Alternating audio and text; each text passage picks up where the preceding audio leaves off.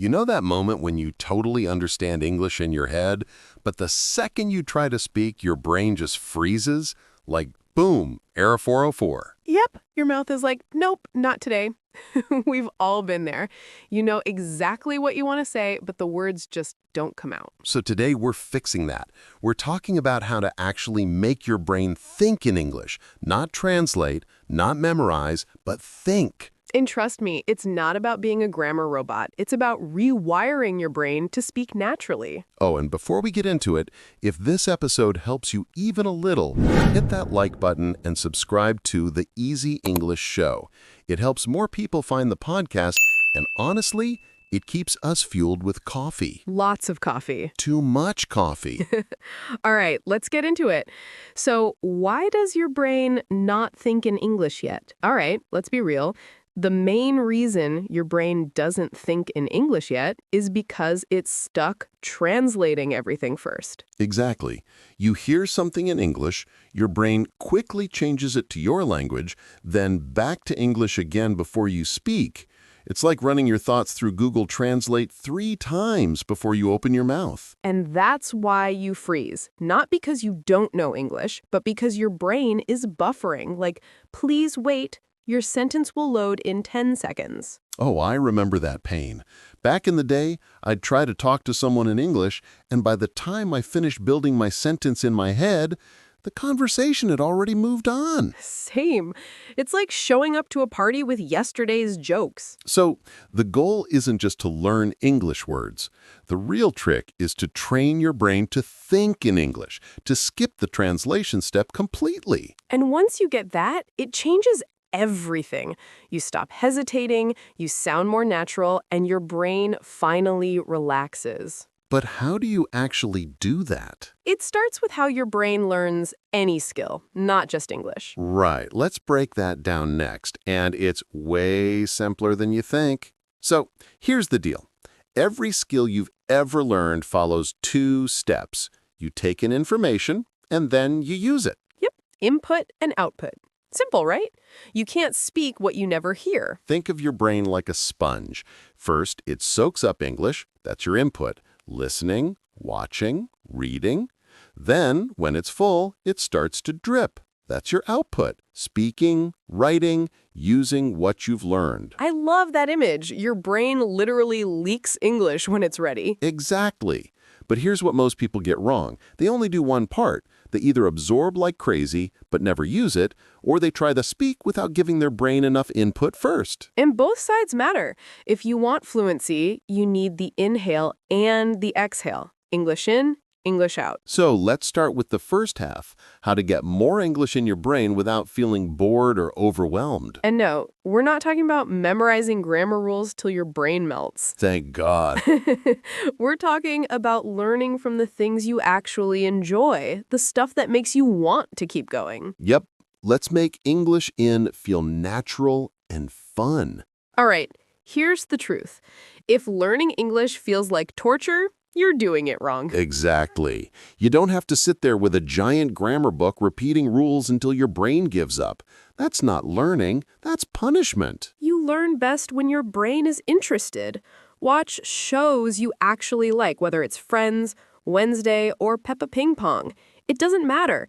If it keeps your eyes on the screen and your mind curious, that's good input. And don't worry about using subtitles at first. That's not cheating. That's training wheels. Even I still use them sometimes when I watch something new. Yeah, you start hearing the same words and phrases again and again, and suddenly they just stick. Like when you can't stop singing that one annoying song that plays everywhere. Earworms. That's what they're called. Except now it's not a song, it's English getting stuck in your head. Exactly. And that's the secret. Your brain learns language by repetition and emotion. The more it feels something, the faster it remembers. So, here's your mini challenge. Find one English show, YouTube channel, or song that makes you smile. Not something educational, something fun. Then binge it. Seriously, binge watch it in English. Don't overthink, just enjoy. Because when English feels good, you remember it without even trying. All right, that's how you start soaking in English through entertainment. But what if you want to keep learning even when you're not watching or listening? Good question. The next one's a sneaky but super powerful trick. You can do it right now, wherever you are. Okay, this one sounds simple, almost too simple, but it works. It's called labeling your world. Yep. Basically, you look around, point at something, and say its name in English. That's it. You're training your brain to connect words directly with objects, not translations. Like when you open your fridge, just say what you see. Milk, eggs, butter, yogurt. Or look at your desk right now. Laptop, notebook, pen, charger, coffee cup. This is what I call sticky note English, because when you keep labeling, those words literally stick to your memory. And you can make it even more fun. Grab real sticky notes and put them on things around your room. Write mirror, door, light switch, pillow. Every time you walk by, say the word out loud. That out loud part is key. Don't just look, say it. When you speak and see the word at the same time, your brain lights up in two places instead of one. It's like turning on both headlights instead of driving with one. You see clearer, you remember faster. So, here's your challenge. Right now, pick 5 things near you and name them in English. Out loud. Go on, do it. And tomorrow, add 5 more. Slowly, your brain starts skipping the translation step. You see chair, you just know it's chair. No middle step, no confusion. That's how thinking in English starts. One object, one word, one moment at a time. All right, that covers English in, the stuff you absorb. But to really rewire your brain, you've got to push it out. Yep, it's time to squeeze the sponge. Let's talk about English out. How to actually use everything you've learned. All right, you've been soaking up English. Now it's time to squeeze it out. Yeah, because here's the harsh truth. If you don't use it, you lose it. Exactly. You can listen to podcasts, watch movies, read books, but if the words never come out of your mouth, your brain starts deleting them like old files. And don't worry if you're alone or don't have a speaking partner. You don't need a classroom, a teacher, or even a friend. You just need a mirror. The mirror never judges. Never. It's your best speaking partner. Always there, always listening. So, what do you actually say? Start small, like really small. Tiny sentences, the kind you can say instantly. I'm tired. It's raining. I like pizza. Where's my phone? Short, easy, and real. These sentences train your brain to speak before it starts to panic. I had a student, Rena, who did this every morning. She'd wake up, look around, and describe her morning in 5 short sentences. I'm making pee. The window is open. I have work. Let's go.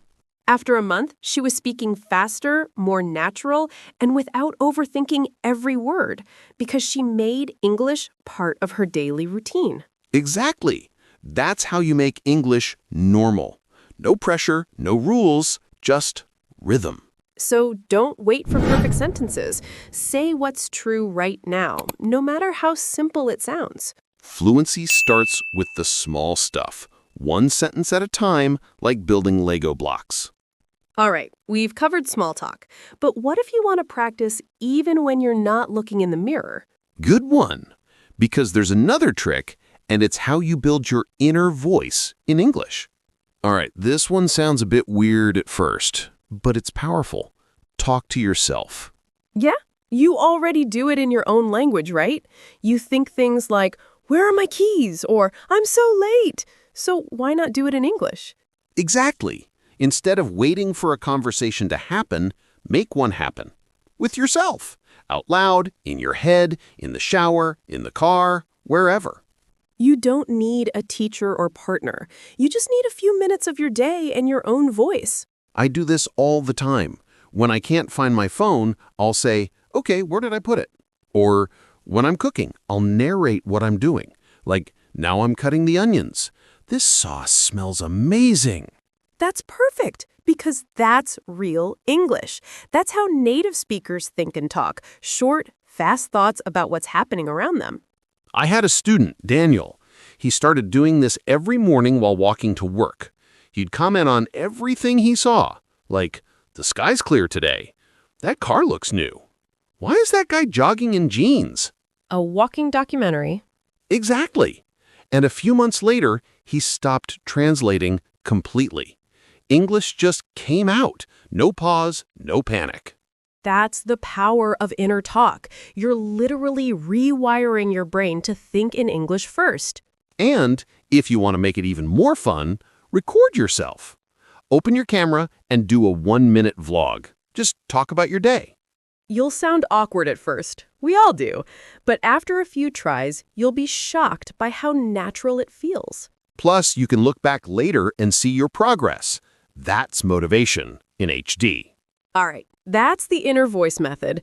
But if you want to sound more natural, like you've actually lived in an English-speaking world, you'll love this next one. Yeah, it's my favorite technique.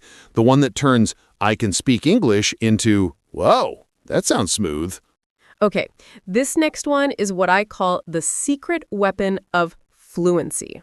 Yep, it sounds mysterious, but it's actually super simple. You listen to someone speaking English, and you repeat right after them, almost like an echo. Not hours later, not after you've written it down, right after, like a shadow following the sound. Think of it like karaoke for your mouth. You're training your tongue, your lips, your voice to move like a native speaker's. And you don't need a teacher for this. You can use YouTube, movie clips, podcasts, even TikToks.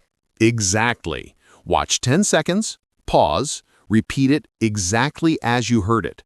Same rhythm, same tone, same emotion. It's not about getting every word perfect. It's about feeling the music of English, the melody, the rhythm, the pauses. I used to shadow movie trailers all the time. They're short, dramatic, and full of emotion. I'd repeat the lines like, "In a world where one man..." You get the idea. Oh, that explains your dramatic voice sometimes. Hey, it worked! And it will for you too. Shadowing builds muscle memory. So when it's time to talk, your mouth already knows what to do. Start with just 1 minute a day. That's it. 1 minute of listening and echoing. Even cartoons or short reels are perfect for this. You'll be surprised how fast your pronunciation and rhythm improve. And don't be afraid to sound silly. That's part of the process. Every time you mimic English, you're training your brain to react faster. Exactly. Shadowing isn't just repeating, it's syncing your brain, your ears, and your voice together. And when you mix this with one final thing, something super simple, your fluency skyrockets. Yep, it's the oldest trick in the book, but nobody talks about how powerful it really is. All right, here's the truth bomb. Fluency isn't about talent, it's about repetition. Yes, everyone wants the magic formula, but honestly, the magic is doing it again and again and again. Your brain doesn't remember things you do once. It remembers what you repeat. That's how it decides, okay, this must be important, let's keep it. Exactly. Think of it like building muscle. You can't go to the gym once and expect a six-pack. You need reps. And language is the same. So repeat your favorite phrases. Say the same sentence 5 times. Watch the same video twice. Practice your introduction every day.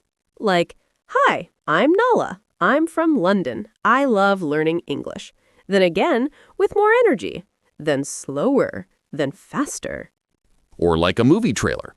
"Hi, I'm Nala." Dramatic pause. "And I love learning English." Okay, easy there, Hollywood. What? I'm just making repetition fun. And that's the point. Repetition doesn't have to be boring. You can play with tone, speed, emotion. Every time you repeat, your brain connects deeper. Repetition isn't just practice, it's training. It's how your brain gets faster, smoother, more confident. So don't run from it. Embrace it.